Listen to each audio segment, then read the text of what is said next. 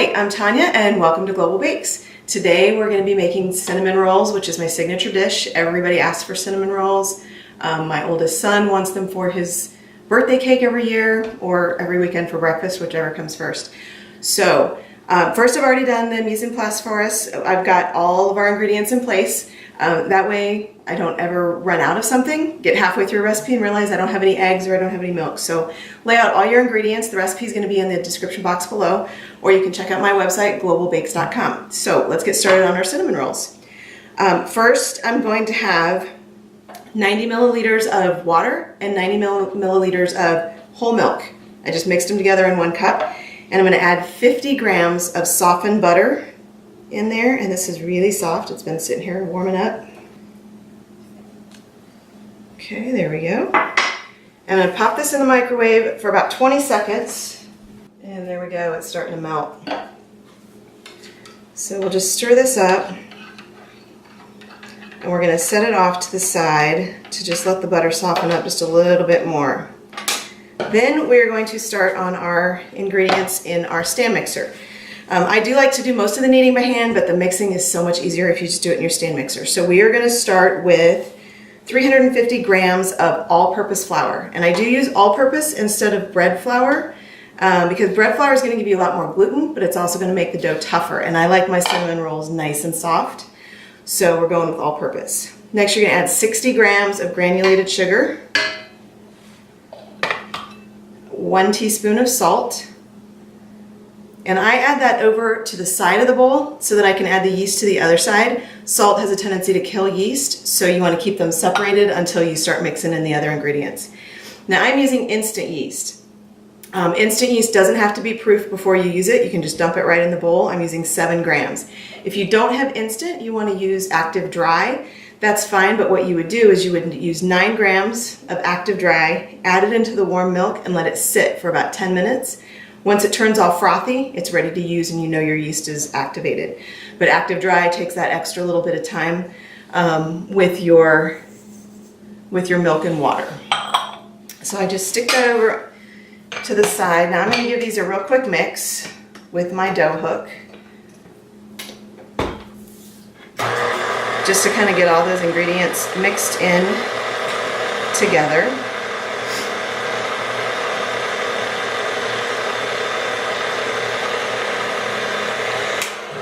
All right, they're mostly mixed up. So now you can see this butter isn't completely melted, but it's mostly melted and it's so soft that it's just going to disintegrate when we stick it in there. So I'm going to go ahead and pour all of that right into our flour mixture and give it another mix. Probably about 20 to 30 seconds on a low-medium speed. You're going to start seeing the flour pull away from the edge of the bowl. It's going to get incorporated into the wet mixture. Once you go about 20 seconds, 25, then we can add our last ingredient, which is 1 egg. I'm going to turn off my mixer. Get that 1 egg in there. And get out the eggshell because I was lazy and didn't use a bowl. And then mix it back in. You can turn it up to medium here, just give it enough time to come all together. It's going to start to pull away from the sides of the bowl. Once everything is together as one mixture, then you can stop it. And we're going to knead it by hand on the counter. Okay, looks like it's ready. Let me rinse off this eggshell. Trick to that should have been to crack that egg into a bowl instead of directly into my mixer. That way if I get the shell in there, I don't have to worry about being in my dough. But I was being lazy, so don't be me.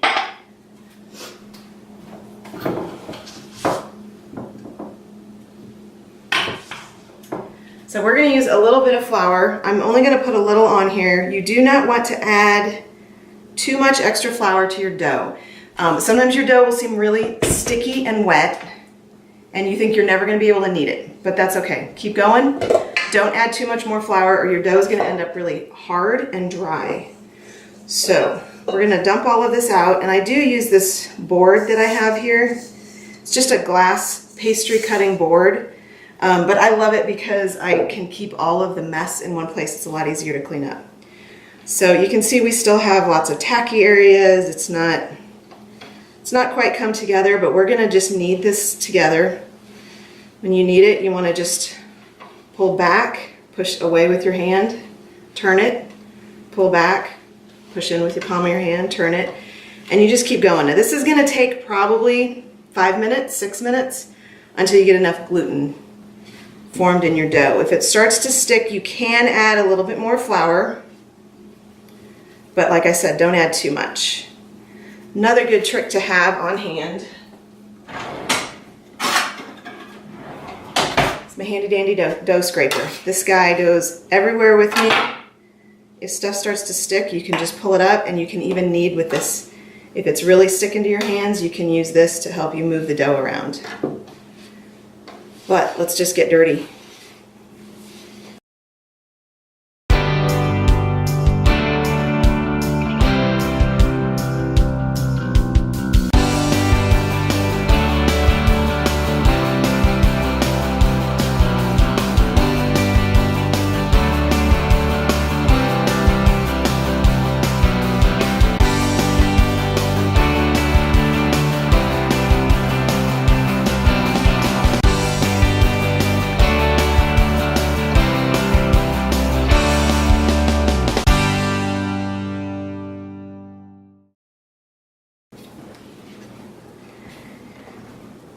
Okay, so you can see that this dough is starting to come together. It's not quite ready yet, but you can see it's sticking together in a ball, which means the gluten is starting to build up. Those strands in there are holding together, which is not letting it stick to the counter in my hands as much anymore. But if you want to see if your dough is ready, we can do the window pane test. Just take a little piece and tear it open. Now it was almost ready, but it tore a hole in the center, so that means it's not ready. If you can stretch your dough so that you can see through it without tearing a hole, then it's ready. This needs just another minute maybe. So we'll just keep going until it's nice and smooth.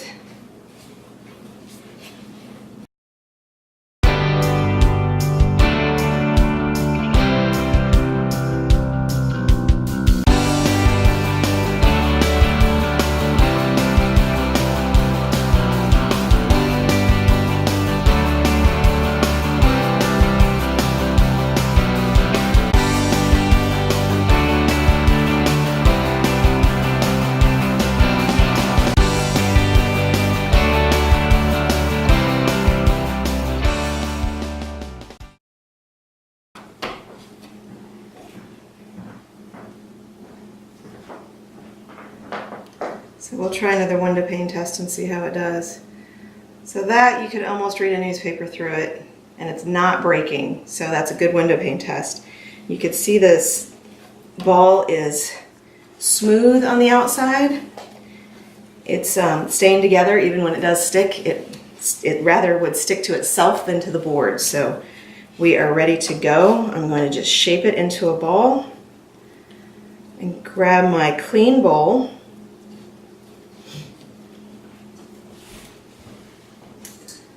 And I am going to just spray a little bit of vegetable oil nonstick spray in there. Take your dough, drop it in your bowl, and we're gonna let this guy sit for probably about 30 minutes. It's going to almost double in size, not quite, but these cinnamon rolls, this recipe is pretty quick. You don't have to wait too long for the first rise. So we're gonna cover it with a towel, put it off to the side somewhere where it can sit undisturbed, no drafts, no cold air especially, and just let it sit for about 30 minutes. And we are back. Our dough has almost doubled in size. It's ready to go to be rolled out. You can see it's about twice the size it was when we put it in there. If you want to see if it's ready, you can just poke it, and if it starts to come back at you, then you know it's ready. So we are going to mix up our filling. Some people will just spread their butter on the dough and sprinkle cinnamon, sprinkle sugar. I like to mix it up into a paste because I feel like that way you make sure you don't have any spots that are missing part of the filling. It gets a lot better coverage. So I'm taking 6 tablespoons of soft butter. It's really soft. It's been sitting here at room temperature for quite a bit. I've got 60 grams, 70 grams, something like that of brown sugar. Sometimes I add a little bit more just because I want to have a good sugary coating, and that's what kind of creates that caramelization inside when it's baking. And I also have a tablespoon and a half of ground cinnamon. Now add that in there and mix it all together to make a paste.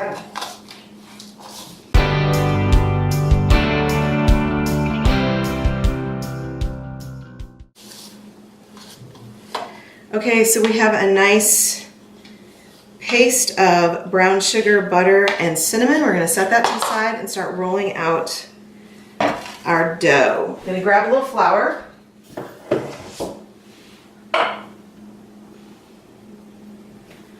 And just like earlier, we do not want to add too much flour to this dough, so I'm just going to sprinkle a little. Again, I'm using this board, which keeps all the mess contained, and I also basically roll my dough out to the size of this board, which is about 12 by 16 inches, so it kind of works perfectly to contain the mess and give me a guide on how big I want this to be. So I'm going to punch this guy down just a little bit.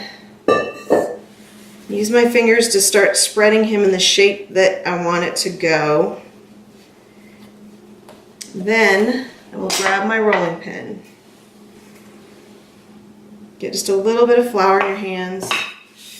You don't want this to stick, and start rolling it out into a rectangle.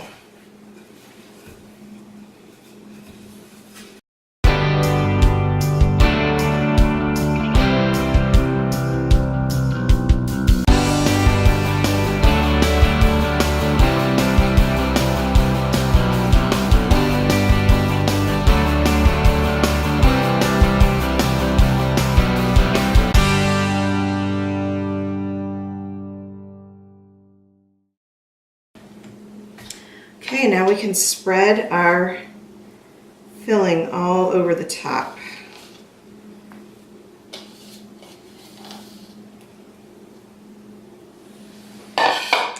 Best thing to use to spread is usually an offset spatula.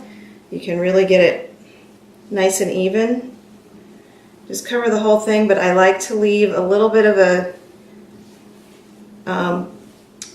edge where I don't put any filling so that I can get those cinnamon rolls to roll up and pinch the dough together. This already smells so good.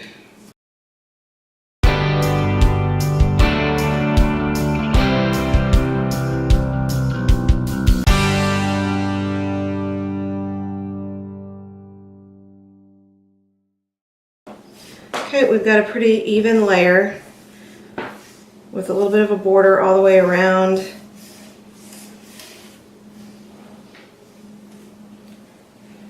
Do not want to waste any of that goodness, so I'm going to spread it with my finger. There we go. All right, now we're going to start rolling. We're going to roll this on the long edge. That way we've got it wide enough that we're going to get plenty of circles in there, plenty of turns. But if you roll it from the short edge, you're going to get a lot less rolls. So we're going to start here on the corner and just start lifting it up, pushing it in. You don't want to do really tight, but you want to make sure that this is a good circle.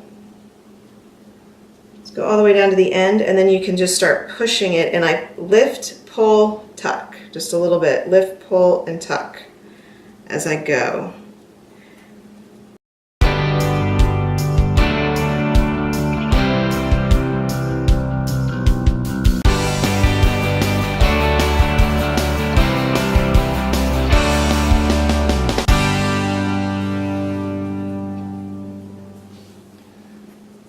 Okay, now I'm going to take this edge, lift it up, and just do a quick little pinch. It's not going to stay really well, but it's going to kind of help hold this together until you get them cut. And there are a lot of different tricks for cutting, but I prefer my handy dandy bench scraper that I used earlier. So this dough is going to make 12 rolls. So the easiest way to get 12 is to go ahead and cut this guy in half. take one of them. This little end here is never quite even, so I go ahead and discard that. So I'm going to take this 1/2 and I'm going to cut it in half again so I have 2. I'm going to cut each one of these pieces into 3 pieces. So 2 cuts. And now I've got 6 rolls. Now I'm going to repeat that with this piece. Cut off your little uneven end. That part never has any cinnamon sugar anyways. Who wants to eat that? Cut it in half. Cut this into 3 pieces. And there are your 12 rolls. I'm going to take 2 pans, spray them with a little nonstick spray.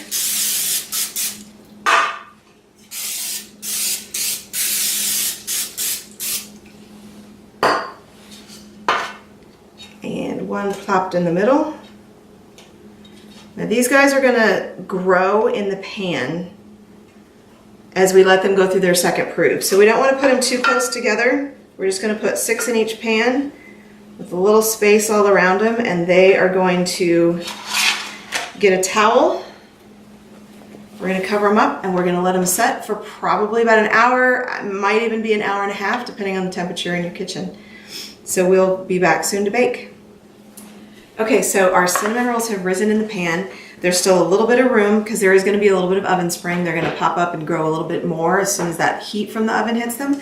So we're going to put both pans in the oven at 350 for about 22 minutes, 23, we'll check it, and it could go up to about 25. So we'll keep an eye on that.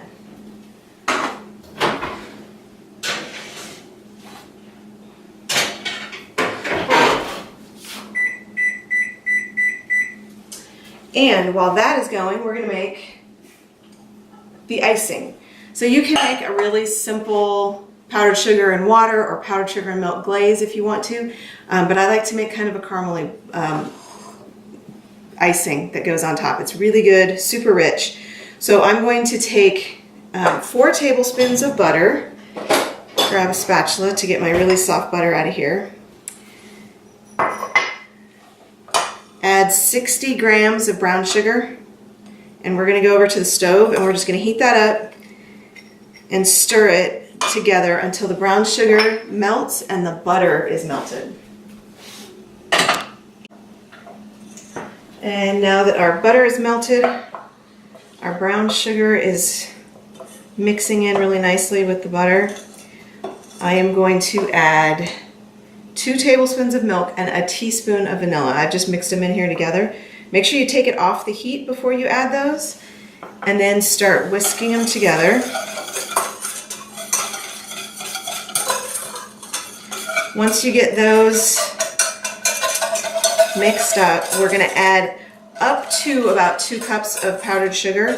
I start off with 1.5 cups, and then I decide how much it might need to make it the consistency that I want. Sometimes you want a thinner glaze, sometimes you want just a thick, rich icing. Okay, so you can see that it's all mixed up there. So I'm going to add about half of this powdered sugar, which is about 1 cup, and just mix it on up.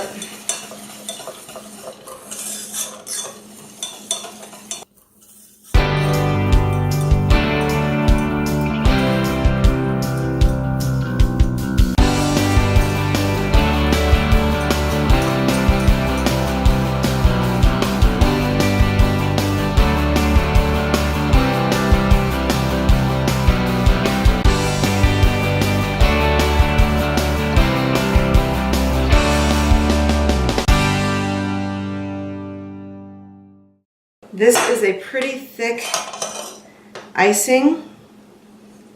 You can see the consistency. It's not running off, it's glooping off. It's kind of a thick icing, but it's so delicious on these cinnamon rolls. So as soon as those come out of the oven, we'll smear this on top, let it sink in, and then have a cinnamon roll for dessert or breakfast, whatever. Okay, it looks like our cinnamon rolls are done. They are nice and brown on top. A couple of them have kind of popped up, which I love when they do that. There's lots of ooey gooey caramely stuff underneath. To make sure they're done, you kind of want to push here. You can see there's a little spring, but it's not real doughy.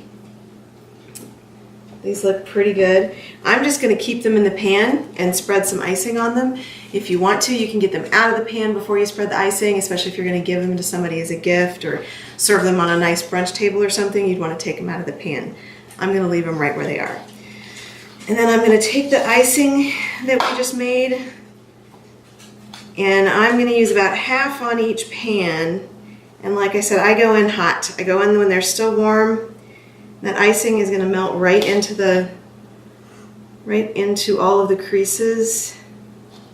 And it gets so yummy. I'm gonna use about half of the icing for each pan. And you can let me know in the comments below if this is too much icing for your family or not enough, because that is kind of a big debate, whether or not you want your cinnamon rolls to be smothered or if there should just be a light glaze. So let me know what you think. So I've served up one of the cinnamon rolls because of course I can't wait. They're still a little hot, but I'm gonna dig in anyways, and I'll show you the hallmarks of a great cinnamon roll. This guy, oh, it's warm. You can just peel back the layers, open that up. Look at all that ooey gooiness inside. There's the butter. Down on the bottom, you can see the good caramelization. That's the butter and the brown sugar that leaked out. But I just love to be able to peel it apart like this.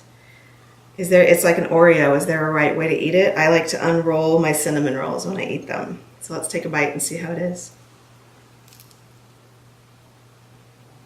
Mmm, that's so good.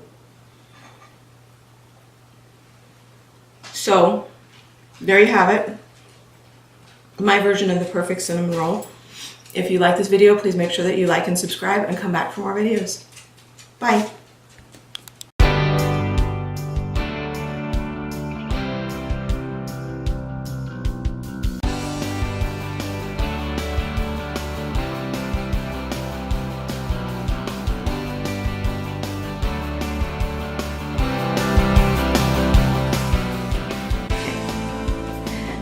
Really self-conscious right now. Now I'm gonna get the giggles.